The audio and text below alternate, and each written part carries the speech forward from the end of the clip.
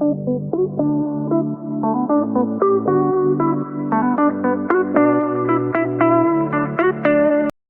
is up, everyone? Welcome to another episode of Backup Fantasy Sports. It is Wednesday, August 2nd. My name is Ewan, and on today's episode, we are going to get into some Fantasy Premier League as I continue my series of ranking each position. Goalkeeper and defender have already been done, so go check those episodes out. But today, it is going to be the midfielders. You can check those last two videos out, by the way, by liking and subscribing to the channel, and I would really appreciate it. And of course, any feedback is welcome. Check out the comments below. Let me know where I went right, where I went wrong. Would love to engage in the Fantasy Premier League community about these power rankings as I am putting them out, and as my cat does not like them as well, in case you can hear him in the background. But let's just get right into it today with the midfielders here. Perfect. As I did with the defenders, it's going to be a top 15 here, as the position is a lot bigger, starting from the bottom. And then we're at Mitoma. Pascal Gross comes in, 159 points last year. He was actually the top scoring player for Brighton. A lot of people do not mention that, as De Zerbi took the league by storm and Brighton found the Europa League. But yeah, it was Pascal Gross that ended up as the top scoring Seagull for the 2022-2023 season. He has been playing some deep positions in the preseason. I think he started right back one game, so not really an option for us at the moment. But I think it is going to be between Solly March and Kaira Mitoma for that Brighton spot at the 6.5, and then kind of having them go against Mbeumo and Eze, who we will mention later on in this episode. McAllister there, 140 points for Brighton last year. I think this ranking comes in because he did have such a good year for Brighton last year. I don't expect him to be an option for Liverpool. £6 million in this year's game.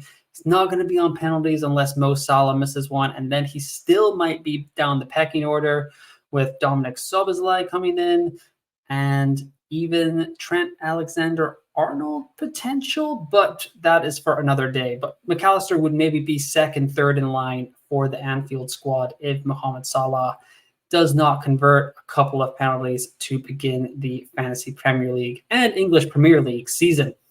Next up, James Maddison here. He has switched clubs just like Alexis McAllister here. He's moved from Leicester, who are now in the Championship, over to Tottenham in one of the best deals of the summer. Him and McAllister both 35, 40 million. So great buys for Liverpool and for Tottenham here, as they look to be in a transition season under their new manager. Potentially Harry Kane is leaving. It'll be interesting to see if Maddison was kind of a good stats, bad team guy. That's often a kind of NBA fantasy basketball kind of slang there, but he was on Leicester. There weren't a huge amount. There wasn't a massive amount of talent over there for the Foxes for Maddison to compete against. But now he's got Son Heung-min, he's got Richarlison, Dejan Kulusevski, Pedro Porro, Ivan Perisic, and Harry Kane. It'll be interesting to see if he does go to Bayern Munich, what happens. So is Maddison going to slot in right away and become the talismanic portion for Spurs like he was for the Foxes? I'm not so sure. So he's definitely a wait and see for me. He has not been in any of my drafts so far this season. Number 12 here is his new teammate, Son Heung-min. A terrible season last year, especially in terms of his price point. 152 points. He's in just over 5% teams, and he's expected to score 26.9 points over the first 6 game weeks. These predicted points do come from Fantasy Football Scout, so shout out to them. You should definitely check out their website. And they will do great work, and these will probably be updated over the next week and a half, as we are only 9 days away from the beginning of the FPL season, which is madness. And top here is your pictured guy, number 11, Mitoma. Took the world by storm in FPL last year. He kind of came out of the World Cup just flying, firing all cylinders. Very good for the Seagulls, very good for De Zerbi's system. There has been a little bit of talk that he might be a one-trick pony in the preseason, but I think that may just be we're all getting kind of bored, and myself and other content creators just need to talk about something. But Mitoma out of the 6.5 mids, which are Eze, himself, Mitoma, Solly March, Brian Mbeumo. I think Mitoma is probably the safest for minutes. I'm not sure if he is the safest for points. He could be a little bit boring, but Brighton were a fantastic squad last year. I think I've said this stat in every single video I've done so far in Fantasy Premier League preseason. But Brighton were a top 10 team in all of Europe for expected goals once Roberto De Zerbi took over for the club after Graham Potter left for Chelsea. So Mitoma comes in at number 11, just misses out in the top 10. But who is in the top 10? Let's check it out right now. Eze, as mentioned, 6.5, another option. He's been really good in the preseason, really been quite tempting in my FPL side. He has become in a couple of my drafts as the preseason has moved along. So definitely thinking about him. He's in just under 12% of teams right now, expected to score 24.9 points over the first 6 game weeks. Brian Mbeumo, so that's pretty much how close it is there. If you just look at these rankings, 9, 10, 11 are Mbeumo, Eze, and Mitoma. Those are kind of the 3 guys we're all debating at the 6.5 million mark as who is going to be the best option. Started with Mbeumo. He's on pens for Brentford, but now there's all this talk about, are Brentford actually going to be that good without Ivan Toney? That's tough to say. Is there a better option up front with his running mate, Yohan Wissa at Brentford? So I'll talk about him tomorrow in the Forwards podcast or video. And definitely a lot in the air. Not a lot of preseason to work with here remaining now that most of the games have been played. Teams mostly have 1 fixture, maybe 2 left, but definitely something to think about with Brian Mbeumo. He is on penalties, but is he the least creative out of Eze and Mitoma and himself? Phil Foden is the guy pictured here, and he has just shot into my brain over the last week. I think it was on the FPL Generals podcast when he was talking with, maybe in the FPL Wire. But anyways, he was talking about how Haaland is 86% owned in the game right now. So every time he scores is great, but we'll get small green arrows. But if you want to take advantage of how good Man City are going to be this season, you really do need to have 2 or 3 of their assets to take advantage of how prolific their attack is. And that's where Phil Foden comes into my thoughts. He's a way better FPL pick, in my opinion, than Jack Grealish. I'm not sold on John Stones yet. He is in my current draft, but I think that's going to change pretty quickly. The rotation risk at City is always high. But Phil Foden, while he will be rotated, I'm going to be sweating that game week 1 Friday night team sheet, looking for all the leaks. But Phil Foden has the highest potential for FPL points on this team outside of Erling Haaland and a healthy Kevin De Bruyne. So that's why he's currently in my thoughts, and he is number 8 in these power rankings. Gabriel Martinelli, we're going to talk about the Arsenal guys a lot here. Him, Saka, Odegaard, not a lot to choose between them. 198 points last year, missed the last couple of games, so easily would have cracked the top 200. Would that have put him at 8.5 like Odegaard and Saka?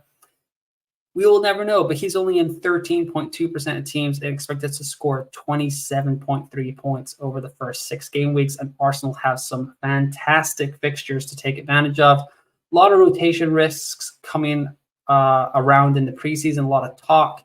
I'll be interested to see what the Community Shield lineup is like. Today, he played in Arsenal's last preseason friendly.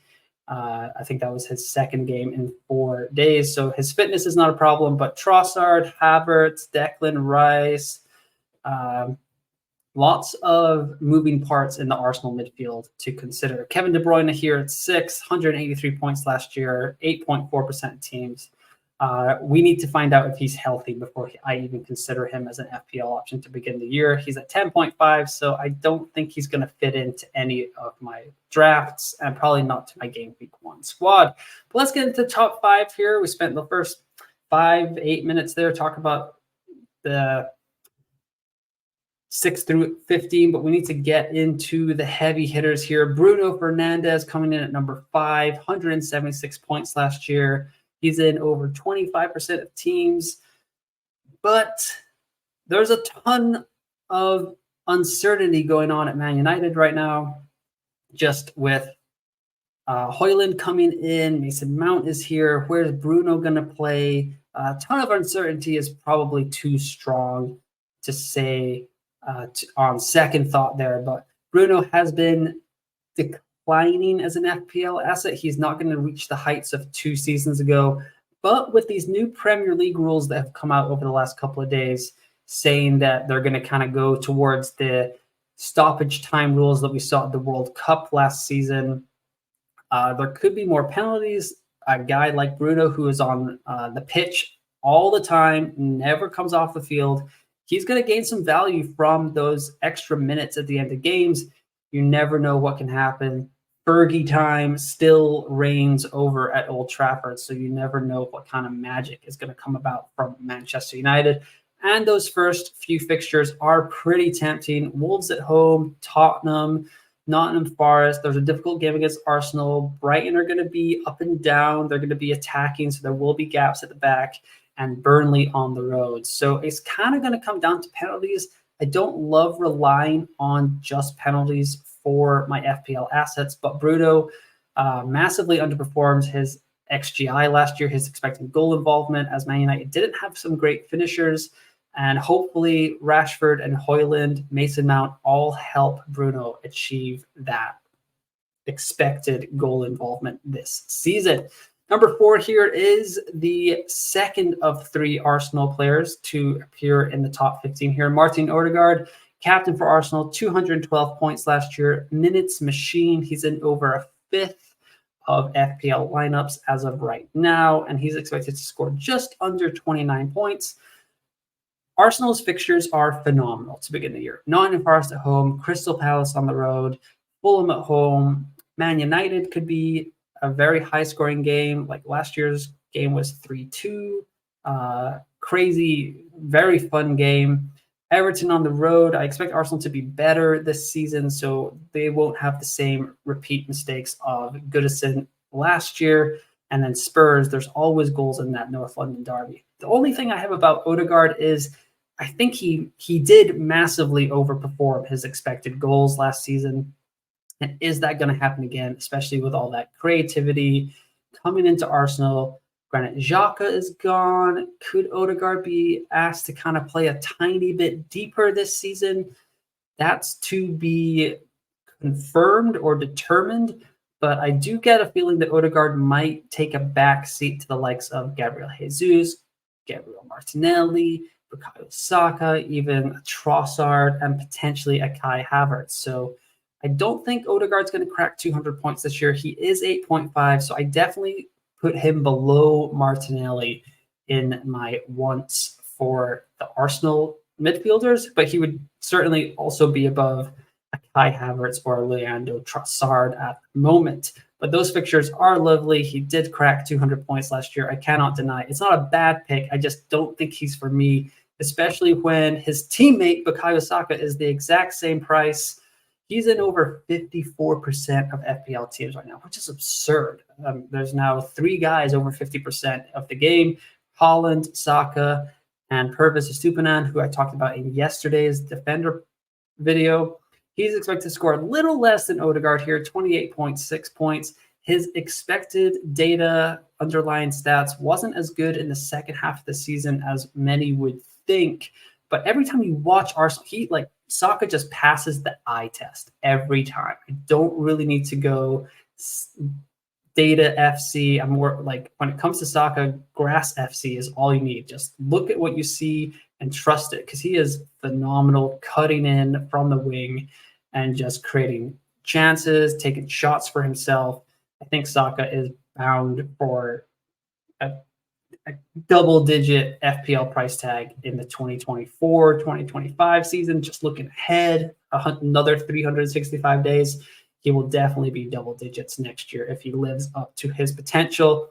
And once again, those phenomenal Arsenal fixtures there. Number 2, Marcus Rashford. Crazy good bounce back year for him last year. He had a massive price drop all the way to 6.5 to begin the year, and he provided tons of value for money. He's in over 42, or he's in 42.8% of our FPL lineups right now. He's not in mine because I can't afford him because I have a certain other midfielder that's taken up a lot of my budget.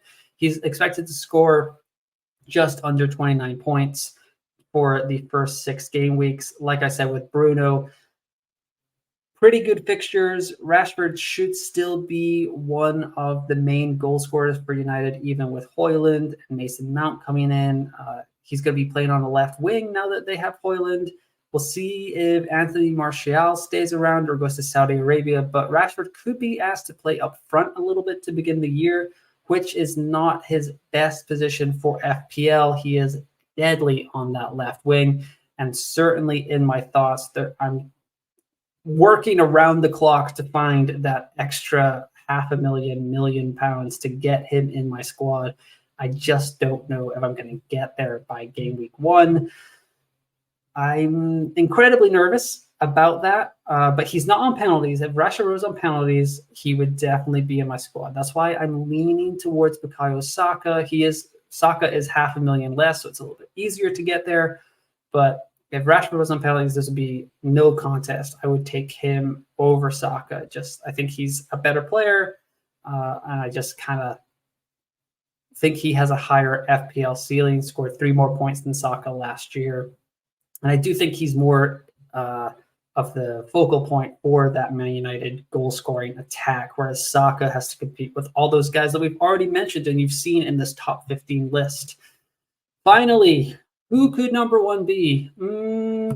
Well, guess no Mo, because it's Mohamed Salah, number 1, 239 points last year in a down year for the Egyptian king. He's in under 25% of squad. So Salah is a differential heading into the season, despite being predicted to score 34.9 points over the first 6 game weeks. I understand that the Chelsea game is meh.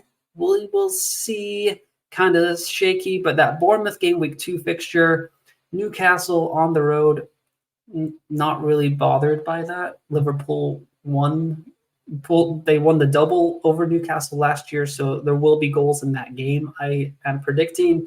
And then they've got Villa at home, Wolves on the road, and West Ham. So a lot of people are thinking that they'll just keep Salah for the first 2 game weeks, get him out of there, spread the money around for whoever pops up among the best 8.59 million midfielders.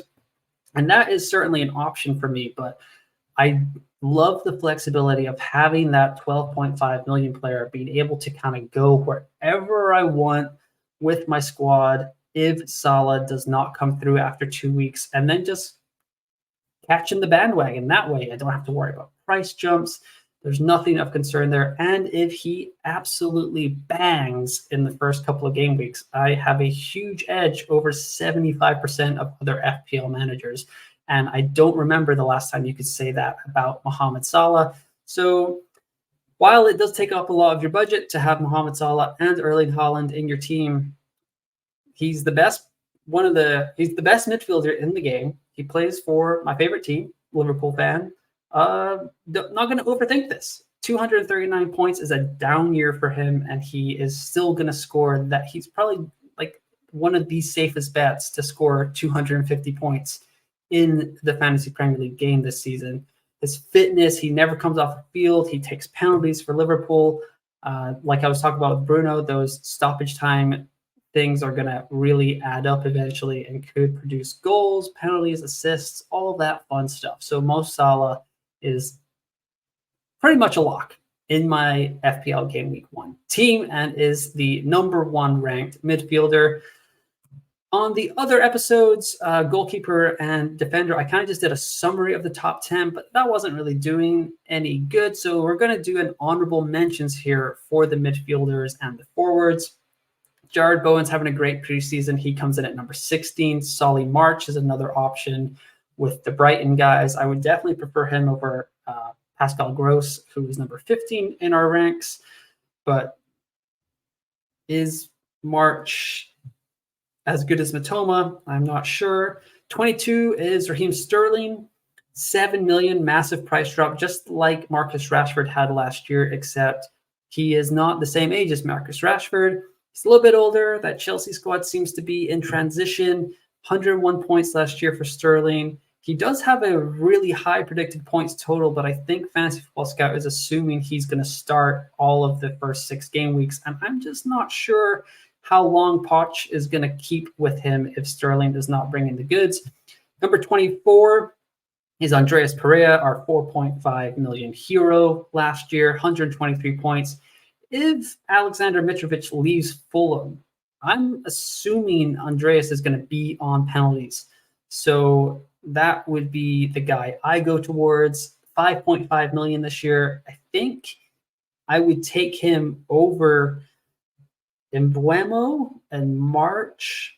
It would be tough between Eze and Matoma, but I think Andreas would be pretty nailed. He's on all the set pieces for Fulham. He would be on penalties. I'm not sure how good Fulham would be, so that would be a pretty big decision to make. But that's an extra $1 million in savings that could probably afford me to get a John Stones in my defense, and maybe even like upgrade a Martinelli to a Saka kind of deal. So definitely thinking about him. And then 57th here is Diogo J. Jota, as he is known by the Anfield faithful. He only had 80 points last year, so that's why he slips down this ranking. And his 12.3 predicted points from Fantasy Football Scout minutes risk. But he does seem to be starting all the games for Liverpool in the preseason. They had a final preseason warm-up today against Bayern Munich, and he was right there on the front line with Mo Salah and Cody Gakpo, and he was also there the game before with Leicester when it was